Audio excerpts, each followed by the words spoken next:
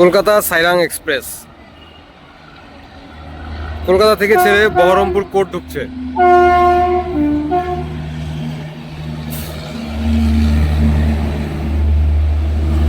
শিয়ালদার F7 locomotive. আর সাইরাঙে প্রচুর ভিড় জেনারেলে দেখুন। নির্বাচন আবহে উত্তরবঙ্গ যাওয়ার জন্য প্রচুর প্যাসেঞ্জার কিন্তু সাইরাং এক্সপ্রেসেও ভিড় জমিয়েছে। ভিড় দেখুন শুধু।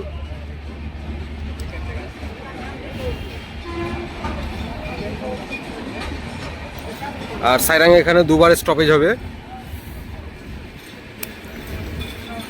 আর আগামী দিনে প্ল্যাটফর্ম বড় হবে বহরমপুর কোর্ট রেল স্টেশন। আর সাইরাং এক্সপ্রেসের মতো বড় ট্রেনগুলো একবারেই স্টপেজ হয়ে যাবে। ইলেকট্রিক ইন্টারলকিংয়ের কাজ কমপ্লিট এবং পরবর্তীতে প্ল্যাটফর্ম বড় করার কাজ শুরু হবে। সাইরাং ঢুকছে বহরমপুর কোর্ট রেল স্টেশন 1 নম্বর প্ল্যাটফর্ম।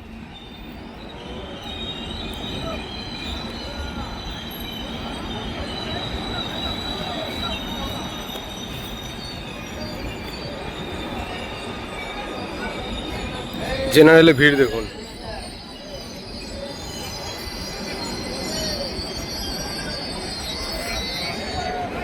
আর সাইরাং কতটা বাইরের দিকে থাকছে, আগামী দিনে এতটাই প্ল্যাটফর্ম বড় হবে এবং দেখতে পাবেন। আর প্রচুর ভিড় সাইরাং এক্সপ্রেসে।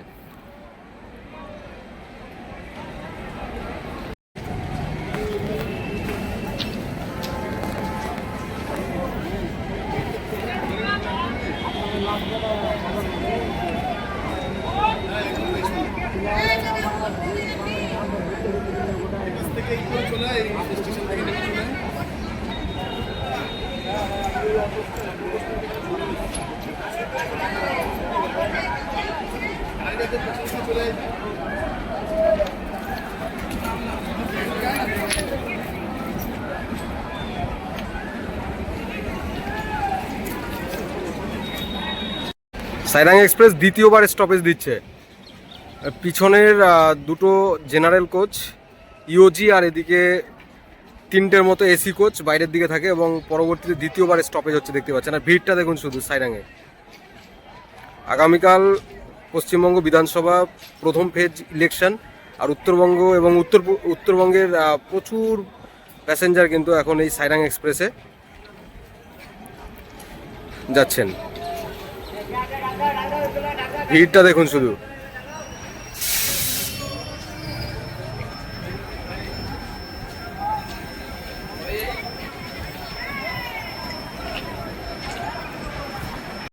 দেখতে পাচ্ছেন দ্বিতীয়বার স্টপেজ দিচ্ছে। গাড়ি বেশ কিছুক্ষণ দাঁড়িয়ে থাকার পর সামনের প্যাসেঞ্জাররা ঠিকঠাকভাবে নেমে যাওয়ার পরে আবার দ্বিতীয়বার প্ল্যাটফর্মে নিচ্ছে সাইরাং এক্সপ্রেস।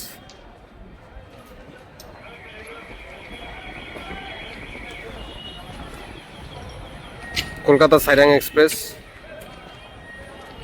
22শে এপ্রিল বিধানসভা নির্বাচনের আগের দিন। প্রচুর ভিড়, অনেক মানুষজন আসছেন কলকাতা দূর দূরান্ত থেকে এবং এই ট্রেনের জেনারেলে প্রচুর ভিড়। এসি কোচেও ঠাসাঠাসি ভিড় পুরো।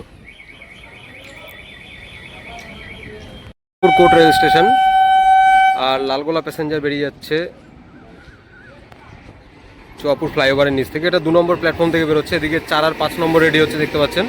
আর এইদিকে ফেন্সিং হচ্ছে, যে সাইডে ফেন্সিং হয়ে গেছে, এখন লাইন পারাবার খুব মুশকিল। বহরমপুর কোর্ট রেল স্টেশন থেকে আগামী দিনে এই নতুন প্ল্যাটফর্ম থেকে ট্রেন চালাবে। আর এখন বেরোচ্ছে লালগোলা প্যাসেঞ্জার।